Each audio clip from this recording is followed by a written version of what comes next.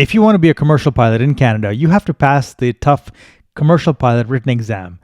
It's titled CPAER. This is the code they use in the system to help identify the type of exam. This exam can be written either in English or in French. It consists of 100 multiple choice questions, and you have about 3.5 hours to write the exam. And all you need to get is a pass mark of 60% on this exam. Even though you have to get 60% overall on the exam, this exam further breaks it down to several categories.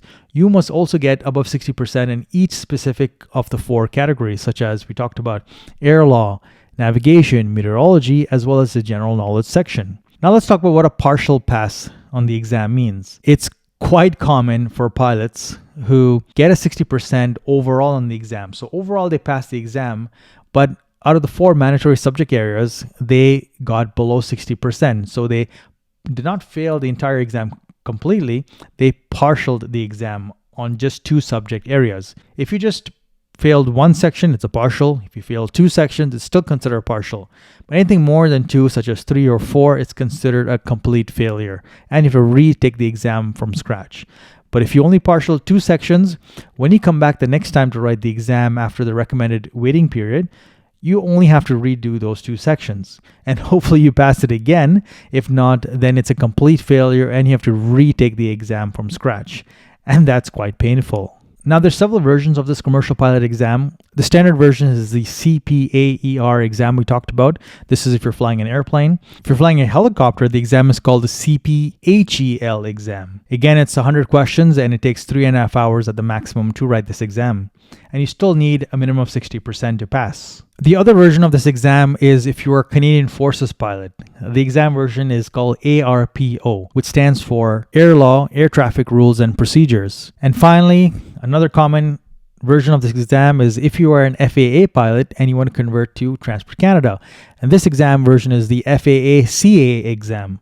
Now, this exam is only 20 questions. That's it. It's basically the difference between the airspace and air law between Canada versus the United States. In terms of writing this exam, there's some prerequisites that you actually need before writing it. You need to have the medical fitness, meaning you need to have a Category 1 medical to write this exam.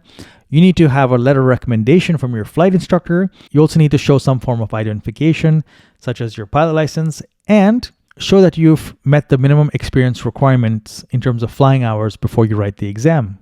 Some of the things I recommend bringing for your exam is an electronic calculator, such as a CX3. I highly recommend it, but those are hard to find and they're quite expensive. Or you can bring the old school E6B. So what are some of the things you can do in order to ensure that you're successful on the exam on the first try? I recommend signing up for my exam prep course for the commercial pilot license. You can check the link in the description below.